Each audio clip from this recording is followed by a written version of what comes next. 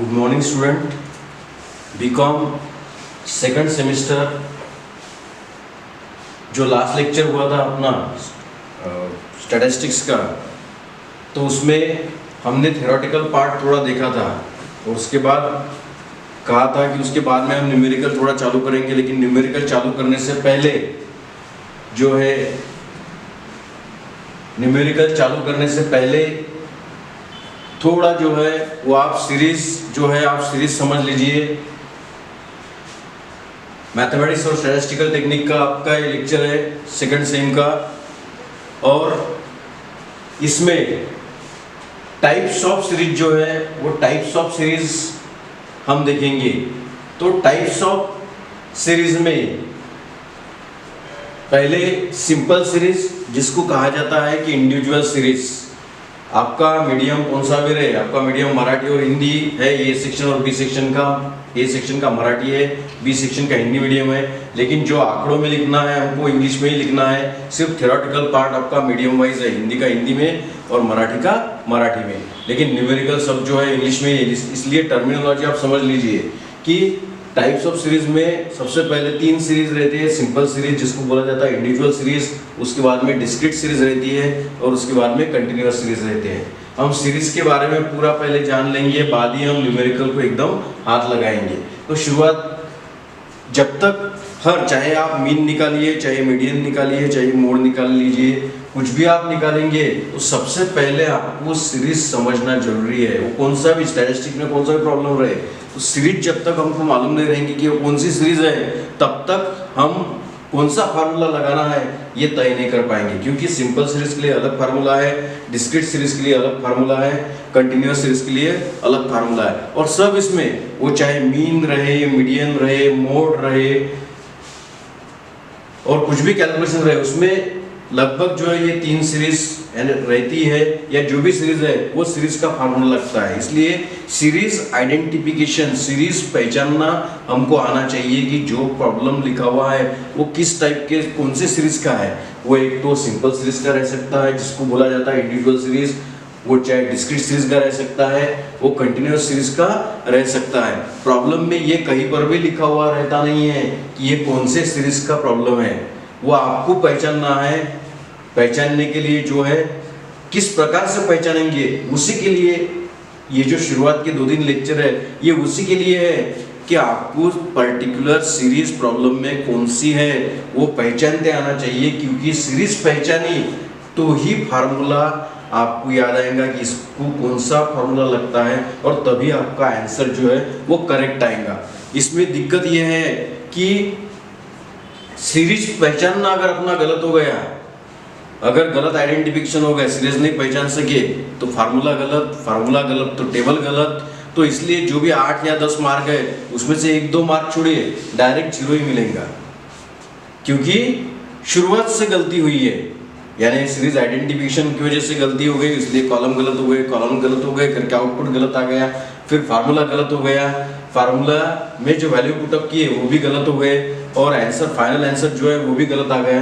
तो 10 या 12 या 16 मार्क जो भी होंगे, या 4 मार्क होंगे, तो उसमें से 1, 2 और 3 नहीं, डायरेक्ट हम 0 पे ही आ जाएंगे। इसलिए ये ध्यान में रखना है। स्कोरिंग सब्जेक्ट है, अगर थोड़ी प्रैक्टिस किए, रोज आपने अगर डिसाइड किया, प्रैक्टिस किए, तो इसमें से आउट ऑफ 80 मार्क्स मिलाना कोई भी मुश्किल बात नहीं है। इसलिए हम सीरीज समझेंगे कि सिंपल सीरीज क्या है।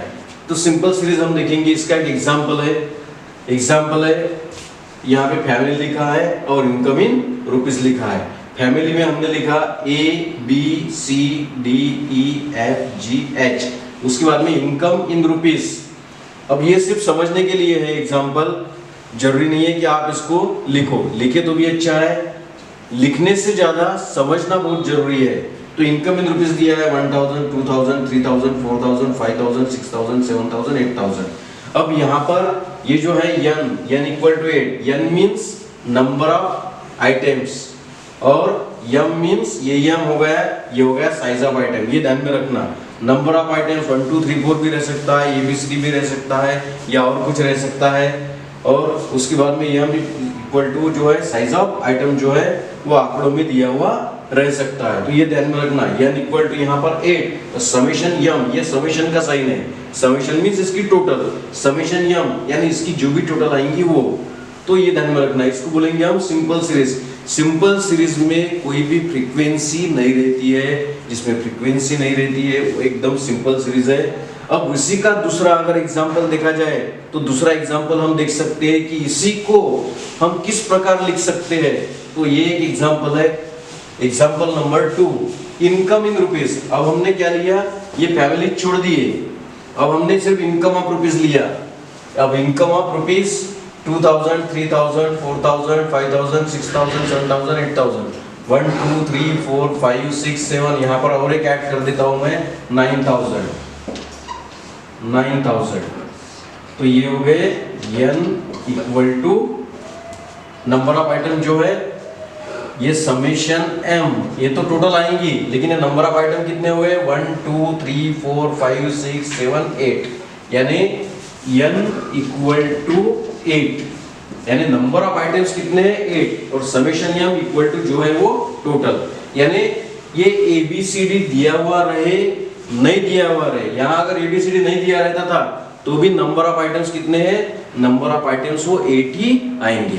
मतलब यहाँ से मैं ये अगर हटा देता हूँ तो भी अपने प्रॉब्लम आइडेंटिफिकेशन में कुछ भी प्रॉब्लम जाएगा नहीं, क्योंकि आपको काउंटिंग क्या करना है, नंबर ऑफ आइटम्स ये काउंट करना है। तो ये कितने हैं 1 2 3 4 5 6 7 8। जहाँ पर ये एग्जाम्पल में मैंने ये वाला कॉलम हटा दिया, अब ये कॉलम हटा दिया, अब यहाँ पर क्या है इनकम ऑफ रुपीज है। जैसे यहाँ पर इनकम ऑफ रुपीज था तो यहाँ 1000 से चालू था, यहाँ 2000 से है, लेकिन उससे कुछ 1 2 3 4 5 6 7 8, यानी n इक्वल टू कितना है नंबर ऑफ आइटम्स 8, और समेशन यम मतलब साइज ऑफ आइटम क्या है उसकी टोटल। वैसे ही तीसरा एग्जांपल जो है, तीसरे एग्जांपल में हमको ध्यान में लेना है कि यहाँ पर सीरियल नंबर लिखा हमने 1 2 3 4 5 6 7 8, n means number of items, तो n इक्वल टू कितने हैं 8, और समेशन m यानी उसकी टोटल। अब मैं अगर यहाँ से ये कॉलम हटा देता हूँ, ये कॉलम अगर हट गया तो भी अपने प्रॉब्लम में कुछ भी फर्क पड़ेगा नहीं, वो एज इट इज रहेगा, क्योंकि नंबर ऑफ आइटम्स कितने हैं 1 2 3 4 5 6 7 8। यानी सिंपल सीरीज को आइडेंटिफाई करते वक्त ये ध्यान में रखना है कि जिसमें फ्रीक्वेंसी नहीं रहेंगी लेकिन जो है वो साइज ऑफ आइटम रहेगा। अब नंबर ऑफ आइटम्स ये वाला कॉलम रहे ना रहे हमको कुछ भी फर्क पड़ने वाला नहीं है, हम नंबर ऑफ आइटम्स कहाँ से गिनेंगे, यहाँ से गिनेंगे। इसलिए मैंने तीनों भी टाइप लिखी यहाँ पे। हम यहाँ पर पहले फैमिली लिखा ABCD, तो ये कितने हो गए n इक्वल्स टू 8 हो गए, ये समेशन या मैंने इसकी टोटल आ जाएंगी।